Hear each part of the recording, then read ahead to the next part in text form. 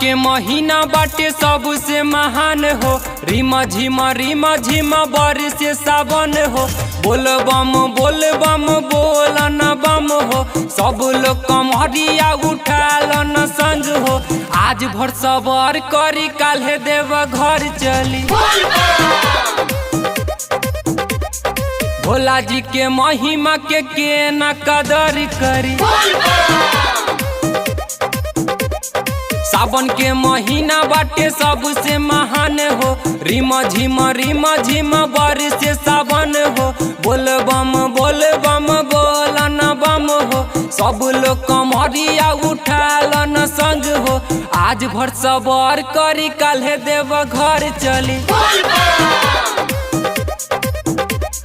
भोला जी के महिमा के न कदर करी।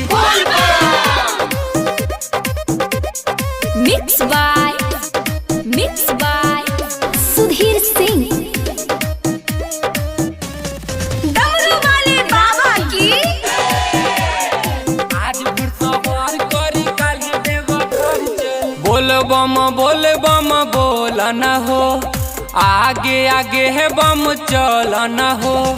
बाबा के नगरिया त बहुते बहादुर। चले में सब केहू बाटे मजबूर। आज भर सवार करी काल्हे देव घर चली। भोला जी के महिमा के न कदर करी। सावन के महीना बाटे सबसे महान हो। रिमा झिमा बारिश सावन हो। बोल बम बोल न बम हो। सब लोग कमरिया उठाल न संग हो। आज भर सवार करी काल्हे देव घर चली। भोला जी के महिमा के न कदर करी। आज फिर सवार करी काल्हे देव घर चली।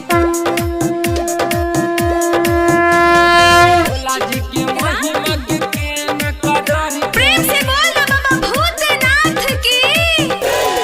सुल्तानगंज से जलवा उठावे के बा। बाबा के जाके चढ़ावे के बा।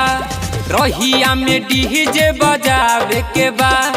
बम लोग कमरिया हिलावे के बा। आज भर सबर करी काल्हे देव घर चली। भोला जी के महिमा के न कदर करी। सावन के महीना बाटे सबसे महान हो। रिमा झिमा बारिश सावन हो। बोल बम बोल न बम हो। सब लोग कमरिया उठाल न संग हो। आज भर सबर करी काल्हे देव घर चली। भोला जी के महिमा के न कदर करी। Star digital recording studio.